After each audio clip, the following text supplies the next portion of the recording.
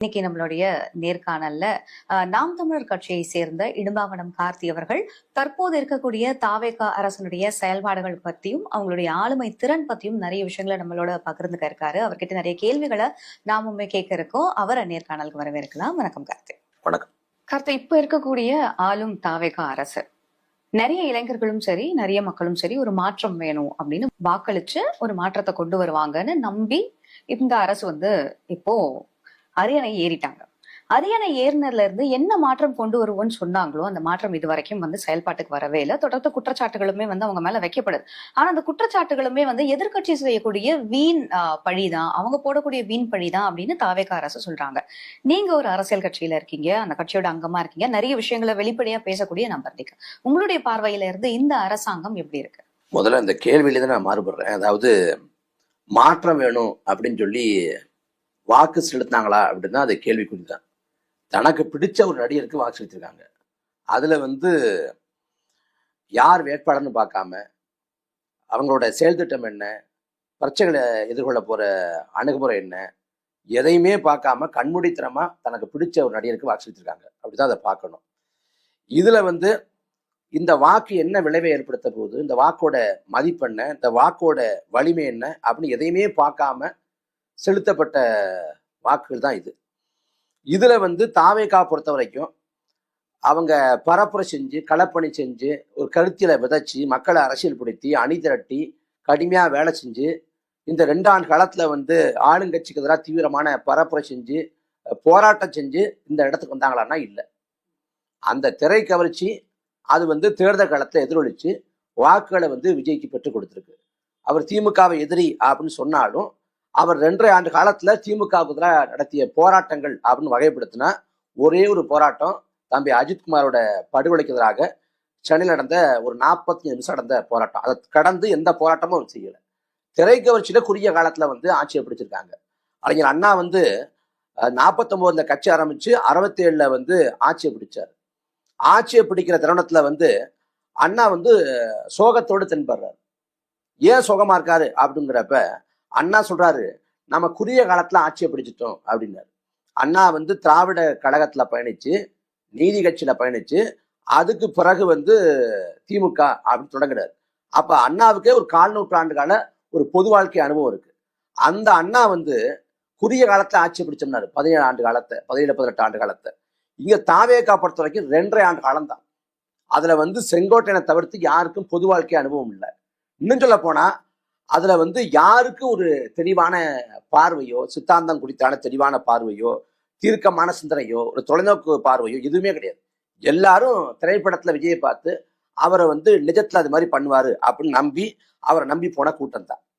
ஒரு கெடுவாய்ப்பாக ஒரு அரசியல்ல ஒரு விபரீத விபத்தாக இந்த தேர்தல் களத்துல தாவேகா வென்றுச்சு. அவங்க தேர்தல் களத்துக்கு வர்றதுக்கு முன்னாடி பல பொய்களை சொன்னாங்க. எங்களை பரப்பரசி விடாம தடுக்கிறாங்க, முடக்கிறாங்க, ஒடுக்குறாங்க அப்படின்னு பல பொய்களை சொல்லி கட்டுக்கதைகளை கட்டவிழ்த்து விட்டு பழி போடுறாங்க அப்படின்னு சொல்லி ஆச்சரியத்துக்கு விஜய் வந்துட்டார். வந்த பிறகாவது அதிகாரத்தை ஏறின பிறகாவது இனிமே மக்களுக்கு நல்லது செய்வோம், மக்களை நம்ம நல்லபடியா ஆட்சியில வச்சுக்குவோம் அப்படின்னு நினைக்கணும். ஆனா தாவேகா பொறுத்த வரைக்கும் அப்படி எந்த சிந்தனையும் கிடையாது. அவங்க தேர்தலுக்கு முன்பாக எப்படி இருந்தாங்களோ அதுக்கு தேர்தல் முடிஞ்சு வென்ற பிறகும் அப்படித்தான் இருக்காங்க. அதுக்கு முன்னாடி என்ன சொன்னாருன்னா, கரூர் மரணத்தை மேல பழிய போடுறாங்க அப்படின்னாரு. ஆச்சரியத்துக்கு முதலமைச்சரான பிறகு திருச்சி நடந்த நன்றி தெரிவிப்பு கூட்டத்துல அங்க பேசுறப்ப சொல்றாரு, என் மேல பழிய போடுறாங்க அப்படிங்கிறாரு. கரூர் மரணத்துக்கும் என் மேல பழிய போடுறாங்கன்னாரு. சட்ட ஒழுங்கு சிக்கலுக்கும் என் மேல பழிய போடுறாங்க அப்படிங்கிறாரு. இல்ல பழி போடுறாங்களா அப்படின்னா பழி போடுறது கிடையாது. இப்ப கரூர் மரணத்துல 41 பேரை திட்டமிட்டு விஜய் கொன்னுட்டாரு அப்படின்னு சொன்னா அது பழி போடுறது. ஆனா சொன்னது என்னன்னா, யாரும் அப்படி குற்றச்சாட்டை வைக்கல. மாறா விஜயோட காலதாமதம் தான் காரணம். அப்ப இந்த மரணங்களுக்கு தார்மீக பொறுப்பேற்கணும் அப்படிதான் எல்லாரும் சொன்னோம். ஆனா பொறுப்பேற்க மறுத்து அங்க சதி நடந்துச்சு அப்படின்னு பழி போட்டது விஜய் தரப்பு. அதே போல அன்னைக்கு தாவேகா விமர்சிச்சு பேசுறவங்க மேல திமுக கிட்ட காசு வாங்கிட்டாங்க அப்படின்னு பழிய போட்டதும் தாவேகா தரப்பு. இப்ப ஆளுங்கட்சியா மாறின பிறகு சட்ட ஒழுங்கு மோசமா இருக்கு.